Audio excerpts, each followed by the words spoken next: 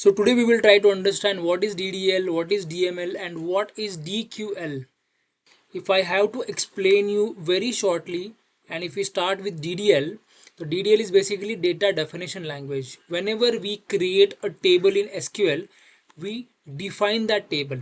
What are the columns in that table? What are the data types used in that particular column? What is the length of that particular column? Everything comes under data definition. Now, if we speak about DML, that is data manipulation language, it covers any modification to the data in the table.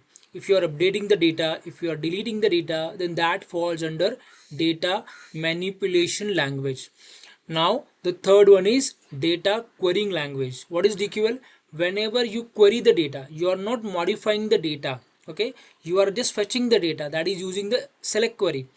So that comes under data querying language. So this is the difference between these three in short.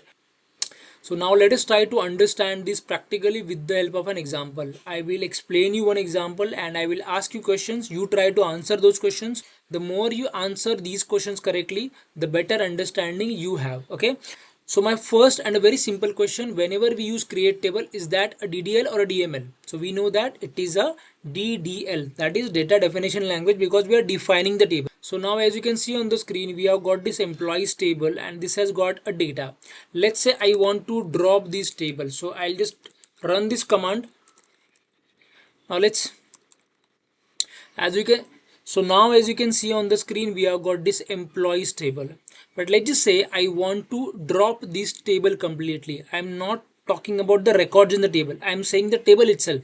So I'll run the command drop table employees, and once I run this, then the table will be deleted. Now if you try to run this query, you will get an error because the table employees no more exist. So tell me one thing, when we used this drop command, was that a DDL or a DML? Answer this question in the comment section.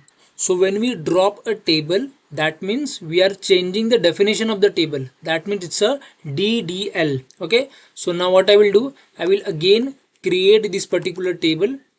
And now if I see the table, I am able to see, but there are no records into this. So now again I will try to run the insert query and put some records into this particular table. So I'll run this query and see if the records are executed. Okay, 5 rows are affected. And now if we execute the select query, we can see that there are 5 records. So my question to you is, when we used this insert query, was that a DDL or was that a DML? The answer is it was data manipulation language, because we are not changing the definition of the table. We are adding the records to the table. That means it is DML, data manipulation language. So now I've got a next question for you. In this particular table, if you see, the higher date column has got a data type as date, and we can see the higher date is in the date format. But let's say instead of date, I want this column to be in the date time format. Then that means I need to change this data type from date to date time.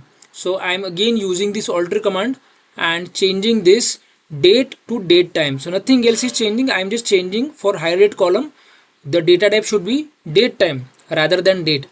Now let me first run this command and then I'll ask you a question. I will execute this query and the query has been executed successfully. And now if we have a look at this table, we can see that the higher date is in the form of date times time. So by default it is showing 00, but earlier it was only date. Now we can see date times time. So my question to you guys is, when we use this particular command, was that a DDL or a DML?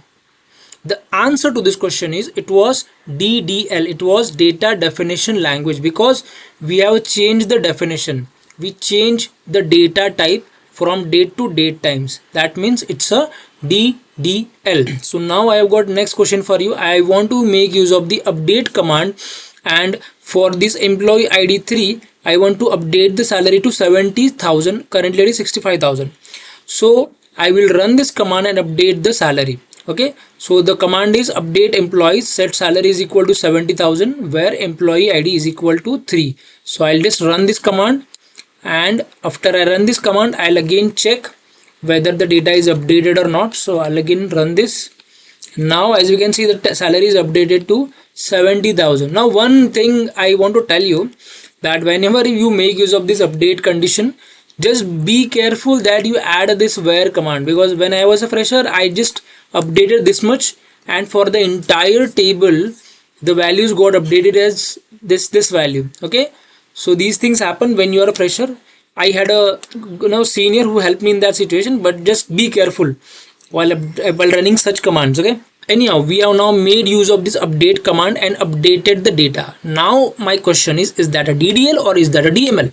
Your answer should be DML, because we are manipulating the data, we are not changing the definition.